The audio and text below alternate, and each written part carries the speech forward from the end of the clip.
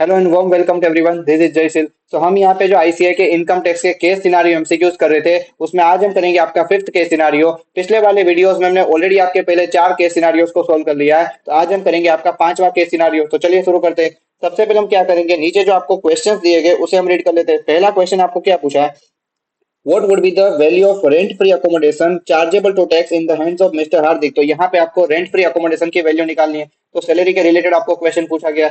उसके बाद second question में आपको क्या पूछा है, What amount of health insurance premium paid during the previous year 25-26 by Mr. Hardik can be claimed as deduction while computing total income if he exercises the option to shift out of the default tax regime under section 115 BSc।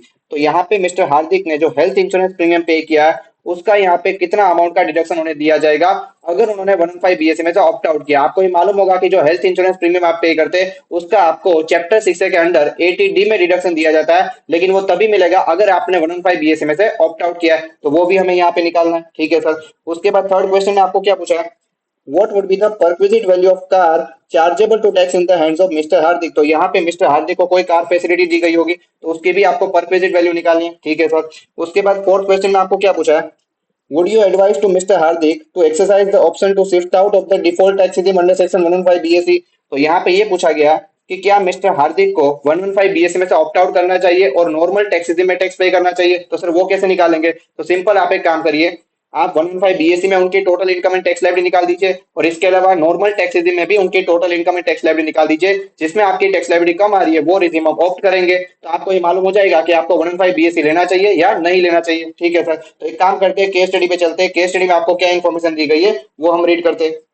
तो अब सबसे पहले यहाँ पे इस case study में आपको क्या दिया है, मिस्टर हार्दिक जिनकी एज है 45 years is appointed as senior executive officer in Sky India Limited Mumbai on 1 February 2025 in the scale of rupees 35,000 3500 65,000। तो यहाँ पे आपको उनकी बेसिक सैलरी के लिए पे स्केल दिया हुआ है। अब इसका मतलब क्या है कि जिस दिन उन्होंने कंपनी में ज्वाइन किया, दैट इज ऑन 1 फरवरी 2025, उस दिन से उनको मंथली बेसिक सैलरी मिली होगी रुपीज 35,000। उसके बाद अगले साल दैट इज 1 फरवरी 2025 से एग्जैक्टली एक साल बाद उनकी जो मंथली बेसिक सैलरी है वो इंक्रीज की जाएगी बाय रुपीज 3,500, यानी अगले साल से उनकी मंथली बेसिक सैलरी हो जाएगी रुपीज 38,500।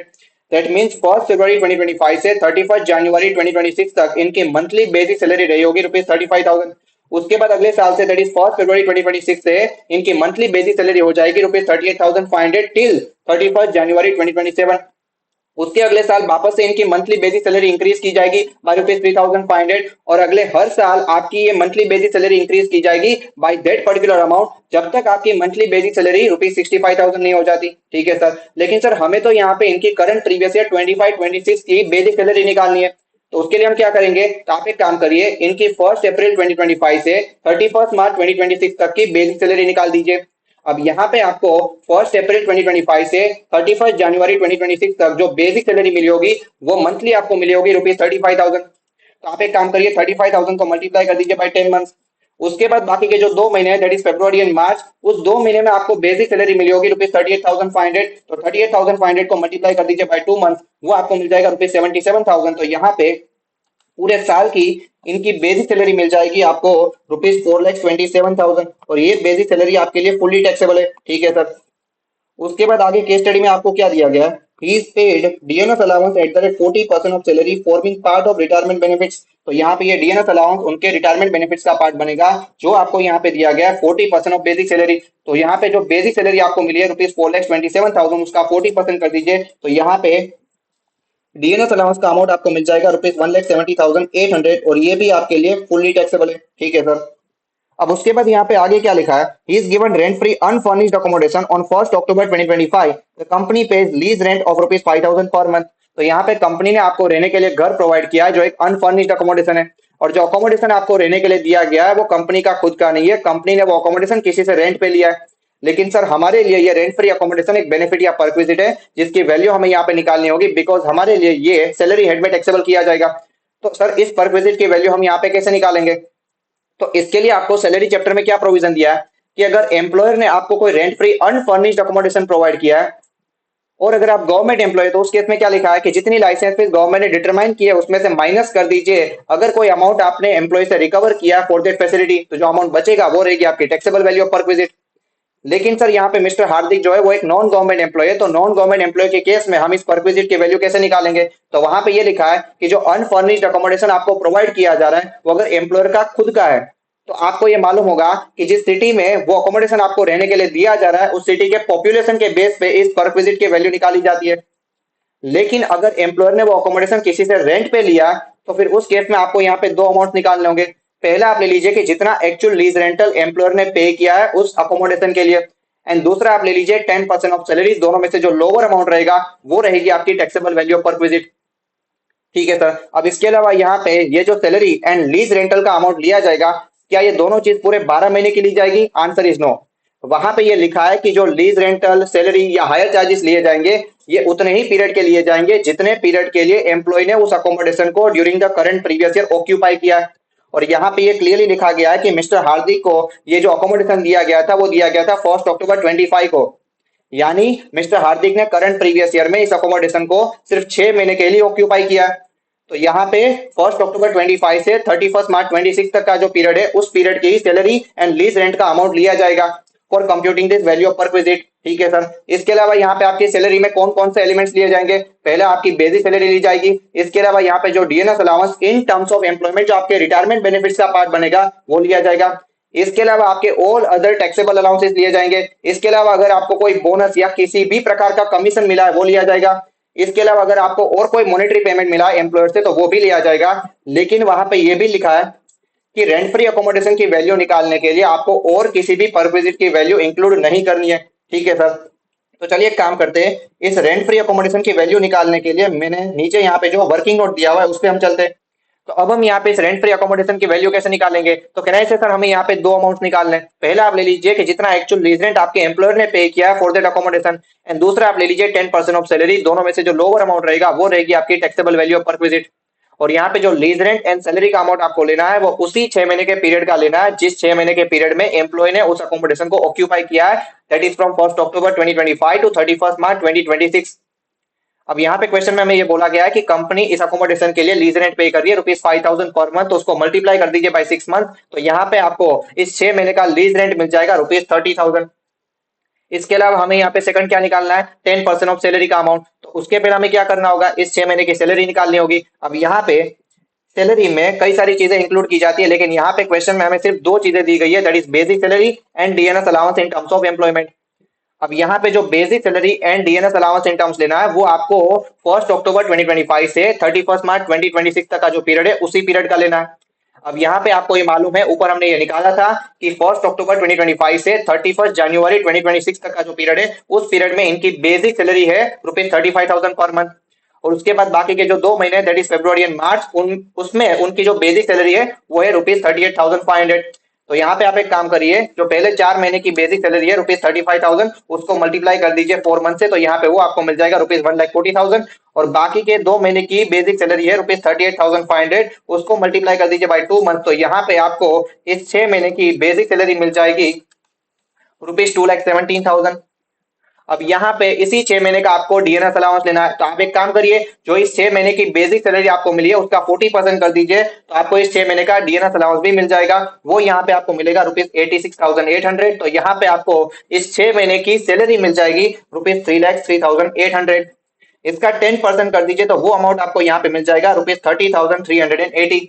और यहाँ पे एक्चुअल लीज रेंट आपके एम्प्लॉयर ने पे किया है इस 6 महीने के लिए ₹30,000। तो यहाँ पे इन दोनों में से लोअर अमाउंट रहेगा आपका ₹30,000। तो यहाँ पे इस रेंट फ्री अकोमोडेशन की वैल्यू ऑफ परक्विजिट रहेगी ₹30,000।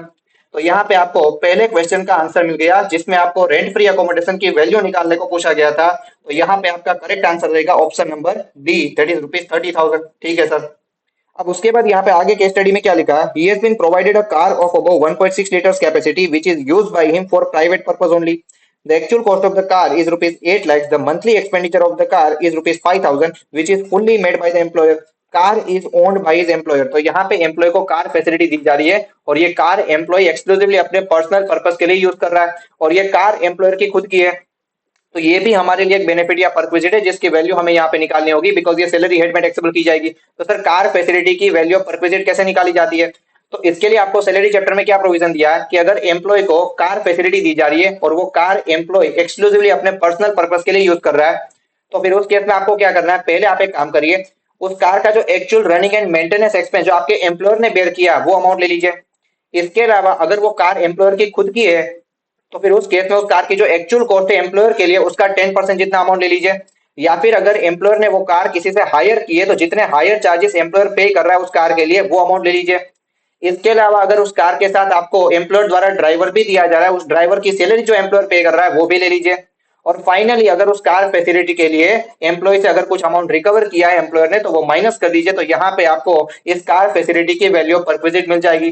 तो चलिए इस कार फैसिलिटी की वैल्यू पर विजिट निकालने के लिए भी मैंने यहाँ पे नीचे वर्किंग नोट दिया हुआ है, उस पर हम चलते हैं। तो अब हम यहाँ पे इस कार फैसिलिटी की वैल्यू कैसे निकालेंगे, तो सबसे पहले हम यहाँ पे अज्यूम कर लेते हैं कि करंट प्रीवियस ईयर में आपको ये कार फैसिलिटी पूरे 12 महीने के लिए दी गई है, बिकॉज इसके लिए आपको क्वेश्चन में कोई इन्फॉर्मेशन नहीं दी गई है। तो यहाँ पे जो सारी चीजें हम लेंगे वो पूरे 12 महीने की लेंगे। तो सबसे पहले आप एक काम करिए, उस कार का जो actual running and maintenance expense जो आपके एम्प्लॉयर ने बेयर किया वो ले लीजिए। वो यहाँ पे आपको दिया गया था ₹5,000 पर मंथ, उसको मल्टीप्लाई कर दीजिए बाई 12 मंथ, तो वो अमाउंट आपको यहाँ पे मिल जाएगा ₹60,000। इसके अलावा यहाँ पे बिकॉज ये कार एम्प्लॉयर की खुद की है तो उस कार की जो एक्चुअल कॉस्ट है टू एम्प्लॉयर उसका 10% जितना अमाउंट ले लीजिए। उस कार की एक्चुअल कॉस्ट आपको यहाँ पे क्वेश्चन में दी गई थी ₹8 लाख, उसका 10% ले लीजिए। तो यहाँ पे वो अमाउंट आपको मिल जाएगा ₹80,000। और यहाँ पे एम्प्लॉयर ने कार के साथ कोई ड्राइवर प्रोवाइड नहीं किया है तो उसकी कोई सैलरी यहाँ पे नहीं इंक्लूड की जाएगी। और इसके अलावा यहाँ पे इस कार फैसिलिटी के लिए एम्प्लॉय से कोई अमाउंट रिकवर नहीं किया गया, तो यहाँ पे ये दो चीजें आप ऐड कर दीजिए। तो यहाँ पे इस कार फैसिलिटी की टैक्सेबल वैल्यू पर विजिट मिल जाएगी ₹1,40,000। तो यहाँ पे आपको थर्ड क्वेश्चन में यही पूछा गया था कि जो एम्प्लॉय को कार फैसिलिटी दी जा रही है उसकी टैक्सेबल वैल्यू पर विजिट क्या रहेगी। तो यहाँ पे आपका करेक्ट आंसर रहेगा option number D, that is ₹1,40,000। ठीक है सर। अब उसके बाद यहाँ पे आगे केस स्टडी में क्या लिखा है, he pays lump sum premium of ₹1,20,000 towards health insurance for self and his wife जिनकी एज है 43 years for 48 months age on 1 October 2025 by account payee cheque. तो यहाँ पे मिस्टर हार्दिक ने अपने खुद के लिए और अपनी वाइफ के लिए हेल्थ इंश्योरेंस प्रीमियम पे किया है एक साथ लमसम अमाउंट में ऑफ ₹1,20,000 फॉर 48 मंथ्स। तब आपको ये मालूम होगा कि जो हेल्थ इंश्योरेंस प्रीमियम आप पे करेंगे उसका आपको डिडक्शन दिया जाता है चैप्टर 6 के अंडर सेक्शन 80D में, अगर आपने 115BSA में से ऑप्ट आउट किया है। तो अब आपको सेक्शन 80D में क्या लिखा था कि अगर किसी इंडिविजुअल ने अपने खुद के लिए या फिर अपनी या अपने स्पाउस के लिए या फिर अपने डिपेंडेंट चिल्ड्रन के लिए हेल्थ इंश्योरेंस प्रीमियम पे किया है तो उसका उन्हें डिडक्शन मिलेगा अंडर सेक्शन 80D। बस कंडीशन ये है कि वो प्रीमियम आपने केस के अलावा किसी और मोड से पे किया होना चाहिए। और वहां पे आपको मैक्सिमम डिडक्शन कितना मिलेगा, अप टू ₹25,000। लेकिन जिनके लिए आपने मेडिकल इंश्योरेंस प्रीमियम पे किया वो अगर सीनियर सिटीजन है तो फिर उस केस में आपको वहां पे मैक्सिमम डिडक्शन मिल जाता है अप टू ₹50,000। अब यहाँ पे मिस्टर हार्दिक की एज है 45 ईयर्स और उनकी वाइफ की एज है 43 ईयर्स, तो यहाँ पे इन दोनों में से कोई भी सीनियर सिटीजन नहीं है, तो 80D में इन्हें मैक्सिमम डिडक्शन मिलेगा अप टू ₹25,000। अब सर हमने करंट प्रीवियस ईयर में एक्चुअल प्रीमियम पे किया है ₹1,20,000 का, तो क्या करंट प्रीवियस ईयर में हमें 80D में 25,000 का डिडक्शन मिल जाएगा? Answer is no. यहाँ पे आपको गलती नहीं करनी है, क्वेश्चन में आपको ये क्लियरली बोला गया है कि आपने एक साथ लमसम अमाउंट ऑफ प्रीमियम पे किया है ऑफ ₹1,20,000 फॉर 48 मंथ्स, यानी आपने एक साथ 4 साल का प्रीमियम पे कर दिया है। तो 80D में ये लिखा है कि अगर आपने मेडिकल इंश्योरेंस प्रीमियम एक साथ लमसम अमाउंट में पे किया फॉर मोर देन 1 ईयर तो उस केस में आपको जो डिडक्शन मिलेगा उसका वो ओवर द पीरियड मिलेगा। सर कितने पीरियड में? जितने प्रीवियस ईयर के लिए आपकी वो मेडिक्लेम पॉलिसी इन फोर्स है। तो अब सर वो हम कैसे निकालेंगे? तो यहाँ पे आपको क्वेश्चन में ये बोला है कि आपने लमसम अमाउंट ऑफ प्रीमियम पे किया है 1 अक्टूबर 2025 को फॉर 48 मंथ। तो आप एक काम करिए 12 मंथ के हिसाब से पीरियड काउंट करते जाइए। तो यहाँ पे आपके पहले 12 मंथ का पीरियड कंप्लीट होगा 1 अक्टूबर 26 को, उसके बाद अगला 12 मंथ का पीरियड कंप्लीट होगा 1 अक्टूबर 27 को, उसके बाद अगला 12 मंथ का पीरियड कंप्लीट होगा 1 अक्टूबर 28 को। तो ये हो गए आपके 36 मंथ। तो बाकी के बचे 12 मंथ का पीरियड कंप्लीट होगा 1 अक्टूबर 29 को। तो अब आप ये देखिए कि 1 अक्टूबर 25 से 1 अक्टूबर 2029 तक का जो पीरियड है उसमें आपके कितने प्रीवियस ईयर आ जाएंगे?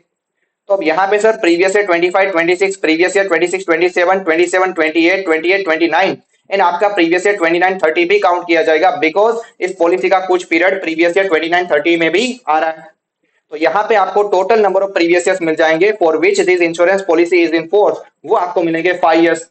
तो यहाँ पे आपने लमसम अमाउंट ऑफ प्रीमियम पे किया था ₹1,20,000 का, तो उसको डिवाइड कर दीजिए बाय 5। तो यहाँ पे आपको हर साल का डिडक्शन मिल जाएगा ₹24,000 और आपको इस प्रीमियम का अगले 5 साल तक हर साल इक्वली डिडक्शन मिलेगा। तो करंट प्रीवियस ईयर में आपका जो एलिजिबल अमाउंट ऑफ प्रीमियम है वो आपको मिला ₹24,000 और मैक्सिमम डिडक्शन आपको 80D में मिलेगा ₹25,000 का। तो यहाँ पे एक्चुअल डिडक्शन आप कितना ले पाएंगे सर? ₹24,000 का। तो यहाँ पे आपको सेकंड क्वेश्चन का आंसर मिल गया, जिसमें आपको ये पूछा गया था कि मिस्टर हार्दिक को अगर 115 बीएससी में से उन्होंने ऑप्ट आउट किया है तो जो हेल्थ इंश्योरेंस प्रीमियम उन्होंने पे किया उसका कितना अमाउंट ऑफ डिडक्शन मिलेगा, वो आपको मिल जाएगा ₹24,000। तो यहाँ पे आपका करेक्ट आंसर रहेगा ऑप्शन नंबर सी। ठीक है सर। अब इसके बाद आगे केस स्टडी में आपको क्या दिया, यहाँ पे ये लिखा है he also contribute ₹1,50,000 towards PPF. तो यहाँ पे मिस्टर हार्दिक ने कुछ अमाउंट पीपीएफ में भी कॉन्ट्रीब्यूट किया, तो यहाँ पे इसका इन्हें डिडक्शन मिलेगा अंडर सेक्शन 80C। अब सर यहाँ पे जो हेल्थ इंश्योरेंस प्रीमियम आपने पे किया उसका डिडक्शन आपको मिलेगा 80D, एंड जो पीपीएफ में कंट्रीब्यूशन किया उसका डिडक्शन आपको 80C में मिलेगा। तो अब सर ये 80C एंड 80D का डिडक्शन तो हमें सिर्फ नॉर्मल टैक्स रेजिम में दिया जाता है, और यहाँ पे आगे केस स्टडी में ये लिखा है कि मिस्टर हार्दिक वांट्स टू पे tax under the default tax regime that is section 115 BSc, और 115 बीएससी में आपको ये डिडक्शंस नहीं दिए जाते। तो सर इस इन्फॉर्मेशन की हमें क्या जरूरत है, तो बिकॉज आपको फोर्थ क्वेश्चन में ये पूछा गया था कि क्या मिस्टर हार्दिक को 115 बीएससी में से ऑप्ट आउट करना चाहिए या नहीं करना चाहिए। तो इसके लिए आपको ये मालूम है कि उनकी 115 बीएससी में एंड नॉर्मल टैक्स रेजिम में total income and tax liability निकालनी है। तो नॉर्मल टैक्स रेजिम में उनकी टोटल इनकम निकालते टाइम आपको वहां पे यूज करना है। ठीक है सर। तो एक काम करते हैं, 115 BSc and normal tax regime में उनकी total income and tax liability निकालने के लिए जो सॉल्यूशन मैंने नीचे दिया हुआ है उस पे हम चलते हैं। तो अब सबसे पहले यहाँ पे 115 बीएससी में उनकी total income and tax liability निकाल दीजिए। उसमें पहले निकालिए उनकी इनकम फ्रॉम सैलरी। तो पहले आप ले लीजिए उनकी बेसिक सैलरी, और हमने यहाँ पे निकाला था कि पहले 10 महीने में उनको बेसिक सैलरी मिली होगी ₹35,000, और बाकी के 2 महीने में उनको बेसिक सैलरी मिली होगी ₹38,500। तो यहाँ पे आपको उनकी पूरे साल की बेसिक सैलरी मिल जाएगी ₹4,27,000। उसके बाद यहाँ पे आपको डीएनएस अलाउंस दिया गया था that is 40% of basic salary. तो यहाँ पे वो अमाउंट आपको मिल जाएगा ₹1,70,800। इसके अलावा यहाँ पे आपको कुछ परक्विजिट दिए गए थे। पहले हमने रेंट फ्री अकोमोडेशन की वैल्यू निकाली थी ₹30,000, तो वो टैक्सेबल कर दीजिए। इसके अलावा यहाँ पे जो आपको कार फैसिलिटी दी गई थी उसकी वैल्यू हमने निकाली थी ₹1,40,000, वो टैक्सेबल कर दीजिए। तो यहाँ पे आपको उनकी ग्रोस सैलरी मिल जाएगी ₹7,67,800। अब इस ग्रोस सैलरी में से आपको स्टैंडर्ड डिडक्शन दिया जाएगा अंडर सेक्शन 16(1)(a), और 115 बीएससी के केस में आपको सैलरी हेड में स्टैंडर्ड डिडक्शन दिया जाता है ऑफ ₹75,000, तो वो माइनस कर दीजिए। तो यहाँ पे आपको मिस्टर हार्दिक की इनकम फ्रॉम सैलरी मिल जाएगी ₹6,92,800, और यही आपकी ग्रोस टोटल इनकम रहेगी, बिकॉज आपको क्वेश्चन में और कोई इनकम की डिटेल्स नहीं दी गई है। और 115 बीएससी के केस में आपको जीटीआई में से चैप्टर 6 के अंदर कोई भी डिडक्शंस नहीं दिए जाएंगे, तो यही आपकी टोटल इनकम रहेगी। तो अब आप एक काम करिए, टोटल इनकम पे टैक्स लायबिलिटी निकाल दीजिए, और यहाँ पे सिर्फ आपकी सैलरी इनकम है तो उस पे आपका स्लैब रेट लगेगा। और करंट प्रीवियस ईयर से 115 बीएससी का स्लैब रेट अमेंड किया गया है। अब आपको ₹4 लाख तक बेसिक एग्जाम्पशन दिया जाता है। उसके बाद 4 लाख से 8 लाख तक इनकम पे आपका 5% के रेट से टैक्स लगेगा। लेकिन यहाँ पे आपकी एक्चुअल टोटल इनकम है ₹6,92,800, तो यहाँ पे 2,92,800 की इनकम पे आपका टैक्स लगेगा 5% के रेट से। वो टैक्स आपको मिल जाएगा ₹14,640। अब बिकॉज यहाँ पे 115 बीएससी के केस में आपको ये मालूम होगा कि अगर आपकी टोटल इनकम 12 लाख तक है तो आपको 87 का रिबेट मिल जाएगा। कितना, या तो 100% ऑफ टैक्स और ₹60,000 विच एवर इज लोअर। और हम यहाँ पे ये मान लेते हैं कि मिस्टर हार्दिक जो है वो करंट प्रीवियस ईयर में इंडिया के रेसिडेंट है, तो यहाँ पे आपको रिबेट कितना मिल जाएगा, ₹14,640। तो यहाँ पे 115 बीएससी में आपकी कोई टैक्स लायबिलिटी नहीं आएगी, आपकी जो टैक्स लायबिलिटी रहेगी वो नील रहेगी। अब आप एक काम करिए, नॉर्मल टैक्स रेजिम में भी उनकी total income and tax liability निकाल दीजिए। तो सबसे पहले निकालिए उनकी इनकम फ्रॉम सैलरी। तो जो ग्रोस सैलरी हमने ऊपर निकाली थी वो ले लीजिए एज इट इज ₹7,67,800। अब नॉर्मल टैक्स रेजिम में आपको सैलरी हेड में स्टैंडर्ड डिडक्शन दिया जाता है ₹50,000 का, तो वो माइनस कर दीजिए। तो यहाँ पे आपको उनकी इनकम फ्रॉम सैलरी मिल जाएगी ₹7,17,800, और यही आपकी ग्रोस टोटल इनकम रहेगी। लेकिन नॉर्मल टैक्स रेजिम में आपको जीटीआई में से चैप्टर 6 के अंडर कुछ डिडक्शन दिए जाएंगे। जो आपने पीपीएफ में कॉन्ट्रीब्यूशन किया उसका डिडक्शन आपको एटीसी में मिल जाएगा, दैट इज ₹1,50,000। और इसके अलावा यहाँ पे आपको एटीडी में जो मेडिकल इंश्योरेंस प्रीमियम पे किया उसका डिडक्शन मिल जाएगा, और एलिजिबल अमाउंट ऑफ प्रीमियम का डिडक्शन रहेगा ₹24,000। तो यहाँ पे आपको नॉर्मल टैक्स रेजिम में उनकी टोटल इनकम मिल जाएगी ₹5,43,800। अब आप इस टोटल इनकम पे टैक्स लायबिलिटी निकाल दीजिए। अब नॉर्मल टैक्स रेजिम में आपका कौन सा स्लैब रेट लगेगा, बिकॉज ये एक रेसिडेंट इंडिविजुअल है और इनकी एज 60 ईयर से कम है, तो यहाँ पे आपका 2.5 लाख वाला स्लैब रेट लगेगा। 2.5 लाख तक आपको बेसिक एग्जाम्पशन दिया जाएगा। उसके बाद 2.5 लाख से 5 लाख तक इनकम पे आपका 5% के रेट से टैक्स लगेगा, दैट इज 12,500। उसके बाद 5 लाख से 10 लाख तक इनकम पे आपका 20% के रेट से टैक्स लगेगा। लेकिन यहाँ पे आपकी एक्चुअल टोटल इनकम है 5,43,800, तो 43,800 की इनकम पे आपका टैक्स लगेगा 20% के रेट से। वो टैक्स आपको मिल जाएगा ₹8,760। तो यहाँ पे आपको टैक्स का अमाउंट मिल जाएगा ₹21,260। अब यहाँ पे आपको नॉर्मल टैक्स रेजिम में 87 का रिबेट नहीं मिलेगा, बिकॉज आपकी जो टोटल इनकम है वो 5 लाख से ज्यादा है। तो उस टैक्स में आप ऐड कर दीजिए health and education says at the rate 4%, तो वो अमाउंट आपको मिल जाएगा ₹850। तो यहाँ पे आपको राउंडेड ऑफ टैक्स लायबिलिटी मिल जाएगी ₹22,110।